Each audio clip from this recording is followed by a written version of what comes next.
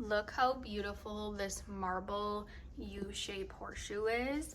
It is such good quality. It is heavy and beautiful. Literally the marbling on it, let's put it up here on this book. The marbling on it is gorgeous. Obviously you can pick which side depending on like the coloring that you want. This one is a little more white compared to like the brown tones in the other one.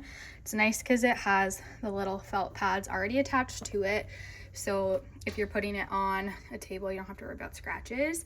But I love the white color. I have a lot of like browns and neutrals and white, so it goes perfectly. It's definitely something you can move around, so I think I'm going to keep it here right now by my fireplace for now, and then eventually move it to my console table. So stunning. The brand actually had sent this one to me. It is such good quality, heavy like I mentioned, and then just obviously beautiful and like full of character. Look at that from the side.